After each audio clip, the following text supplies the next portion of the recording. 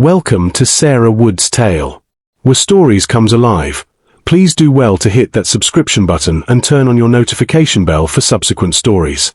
Sophia Carter drummed her fingers on the steering wheel of her sleek, black Mercedes-Benz. The sun was setting over the bustling city of Cape Haven, casting golden hues over the skyline. She had been on her way home from an exhausting day of meetings at her family's real estate company when her car suddenly sputtered and came to a complete stop. "Not now," she muttered, frustration seeping into her voice as she tried turning the key again. "Nothing." Sighing, she pulled out her phone and searched for the nearest mechanic. After a few rings, a deep voice answered, "Blake's Auto Repair. This is Ethan speaking." "Hi, my car just broke down on Maple Street. Can someone come help?" "I can be there in 20 minutes, the voice assured. "Thank you," she replied, leaning back in her seat.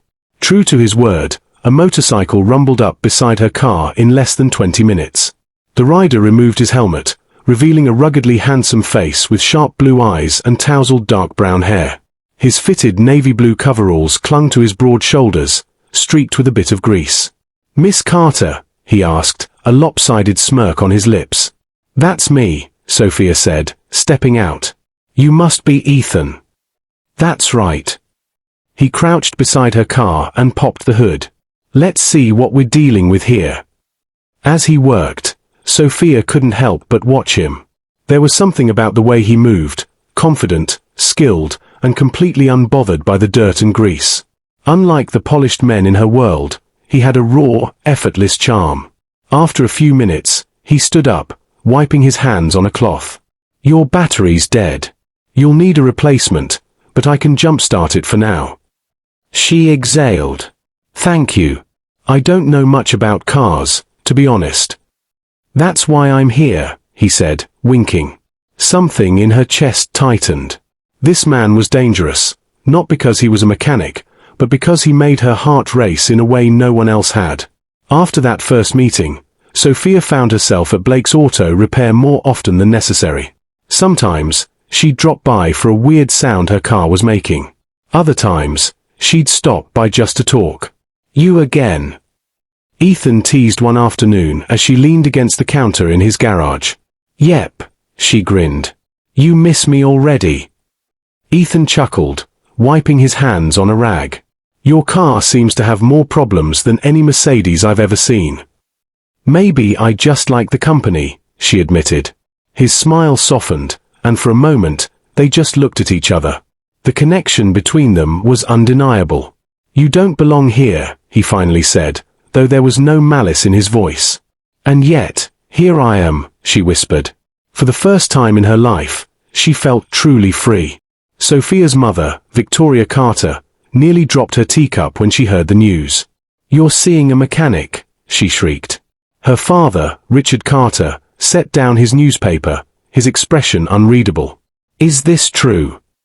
Sophia crossed her arms. "Yes, and I don't see why it's a problem." Victoria scoffed. "A man who fixes cars for a living? Do you know how humiliating this is for our family?" "I don't care," Sophia shot back. "Ethan is kind, hardworking, and honest, qualities I rarely see in the men you approve of." Her father's voice turned cold. "You will end this nonsense, Sophia." "No, I won't," she said firmly. "I love him." Her mother gasped. "You can't be serious." But she was. A few days later, Ethan was surprised when Richard Carter showed up at his shop. "Mr. Carter," Ethan said, setting down his wrench. "I'll get straight to the point," Richard said, pulling out a checkbook. "How much will it take for you to leave my daughter alone?" Ethan's jaw clenched. "I'm not interested in your money." "Everyone has a price," Richard sneered. Ethan stepped closer, his blue eyes ice cold. "You think I'm with Sophia for her money? I'd rather be broke than sell my dignity." Richard smirked. "Let's see how long you last when I turn Sophia against you." After that encounter, Ethan started pushing Sophia away. He ignored her calls, barely spoke when she visited, and eventually told her, "Maybe your parents are right. Maybe we don't belong together." Heartbroken, Sophia cried herself to sleep, believing Ethan had never truly loved her. Crushed by Ethan's rejection, Sophia finally gave in to her parents' wishes and agreed to an engagement with Nathaniel Hudson, a wealthy businessman. The grand engagement party was held at the Carter estate, filled with the city's elite. Sophia stood beside Nathaniel, feeling empty. "Smile, darling," her mother whispered. "Tonight is your fresh start."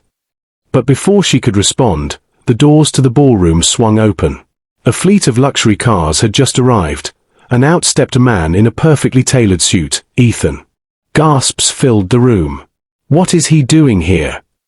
Victoria hissed. Ethan strode forward, his confidence unwavering. He stopped in front of Sophia and looked her straight in the eyes. "You don't belong with him," he said. Tears welled in her eyes. "Ethan, why are you doing this?" "I made a mistake," he admitted.